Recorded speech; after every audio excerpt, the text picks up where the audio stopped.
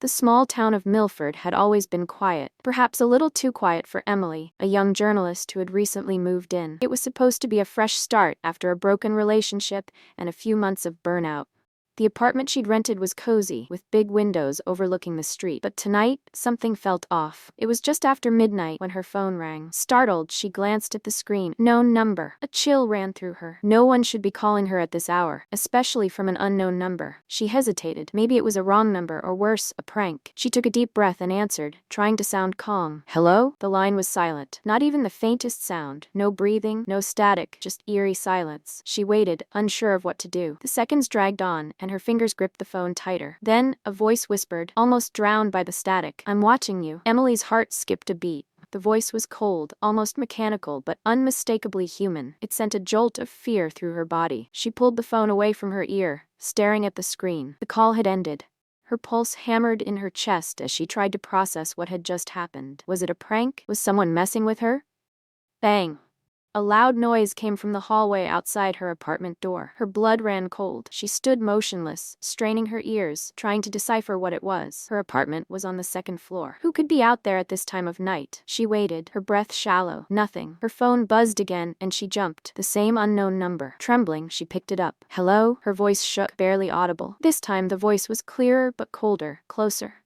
I'm closer now. Emily slammed the phone down, heart racing. She rushed to the window and pulled back the curtains, her eyes scanning the dark street below. Nothing. Just empty cars parked on the street, the streetlights flickering in the distance. Was someone playing a game with her? Or worse, was someone watching her? She backed away from the window, panic creeping up her spine. No one knew where she lived. She hadn't told anyone, not even her closest friends. How could this person possibly know? Just as she was about to call the police, she heard another noise. This time it was right outside her door. Slow, deliberate, like someone was pacing back and forth in front of her apartment. Her pulse quickened. She moved cautiously toward the door, her body trembling with every step. She peeked through the peephole. No one. Suddenly, the door handle rattled. Emily gasped and jumped back. Her hand shot to her throat as her thoughts raced. Is someone trying to break in? Who is this person? Her phone buzzed again. This time, a text message appeared. It was from the same unknown number. I can see you right now. A wave of terror washed over her. Her legs felt like jelly, and she had to hold onto the wall to keep herself from collapsing. Out of nowhere, a knock came on the door. It wasn't loud, but it was firm,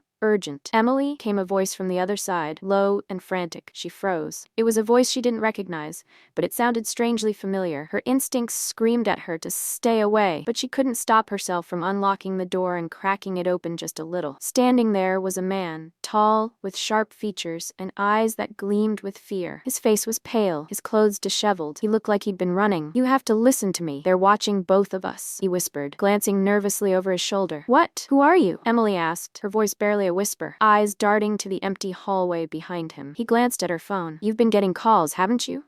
The same voice? Her blood ran cold. Yes. How do you know? He grabbed her arm, pulling her quickly into the apartment and slamming the door shut behind them.